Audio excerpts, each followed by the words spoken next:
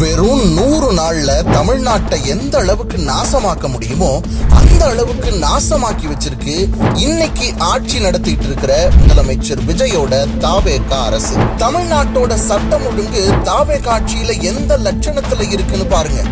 ஆட்டோல போய்கிட்டு இருந்த ஒரு பொண்ணை ஒரு மர்ம கும்பல் வெட்டி கொல்றாங்க. கல்லூரியில கஞ்சா விற்கிறதா புகார் கொடுத்த ஒரு மாணவனை 20 பேர் அடிச்சே கொல்றாங்க. விசாரணைன்ற பேர்ல 6 பேர் லாக்அப் டெத். இப்படி தினம் தினம் கொலை கொள்ளை பாலியல் வன்கொடுமைன்னு தமிழ்நாட்டோட சட்டம் ஒழுங்கு சந்தி சிரிக்குது.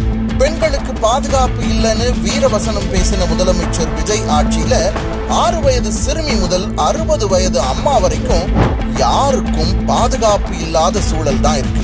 சமீபத்துல கூட கிருஷ்ணகிரி மாவட்டத்துல 8 வயது சிறுமிக்கு பாலியல் தொந்தரவு கொடுத்திருக்காங்க. அது மட்டுமா, அவரோட கட்சியோட ராணிப்பேட்டை மாவட்ட செயலாளர் மேலையும் ஸ்ரீவைகுண்டம் தாவேகா சட்டமன்ற உறுப்பினர் மேலையும் பாலியல் புகார் இருந்தும் கைது பண்ணாம இருக்கிறத பத்தி முதலமைச்சர் விஜய் ஒரு வார்த்தை கூட பேசல. படத்துல விவசாயியா நடிச்சு அடுத்த ஜென்மத்துல விவசாயியா பிறக்கணும்னு ஆசைப்படுற முதலமைச்சர் விஜய் தான் விவசாய கடனை முழுசா தள்ளுபடி பண்றேன்னு அறிவிச்சுட்டு ஆட்சிக்கு வந்ததுக்கு அப்புறம் அதை பண்ணாம விவசாயிகளுக்கு துரோகம் பண்ணாரு. காவிரி தண்ணி கிடைக்கல, மேட்டூர் அணைய சீக்கிரம் திறங்க, வறட்சி நிவாரண நிதி கொடுங்கன்னு விவசாயிகள் ரோட்ல போராடிட்டு இருக்காங்க. ஆனா அவங்கள சந்திக்க நேரம் இல்லாத முதலமைச்சர் விஜய் சினிமா நடிகர் நடிகைகளை மட்டும் நேரம் ஒதுக்கி மிஸ் பண்ணாம சந்திக்கிறார். 200 யூனிட் மின்சாரம் இலவசம்னு முதலமைச்சர் அறிவிச்சாரு.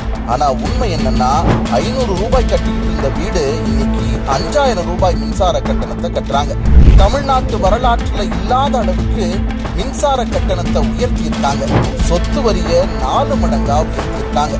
அது மட்டும் இல்ல, மக்கள் அன்றாடம் பயன்படுத்துற அரிசி பருப்பு பால் எல்லாமே விலை ஏறிக்கிட்டே இருக்கு. இதுதான் 100 நாள் தாவேகா அரசு பண்ண சாதனை.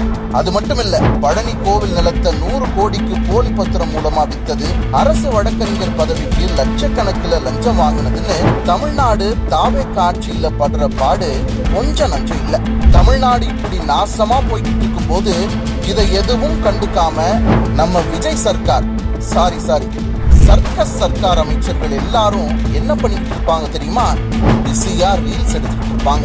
தப்பா தமிழ் பேசுறீங்க திருத்திக்கோங்கன்னு சொன்னா நான் ஏன் பண்ணணும்னு கேட்கிற உருட்டுக்கட்டை அமைச்சர். வாட்ஸ்அப் மெசேஜ் படிச்சுட்டு அதிமேதாவி மாதிரி பேசுற நிழல் முதலமைச்சர். ஆயிரக்கணக்கான மக்கள் இருக்க ஸ்டேடியம்ல ஏடிஎம் கார்டுல பவுடரை ஒதுக்குற கொக்கைன் அமைச்சர்.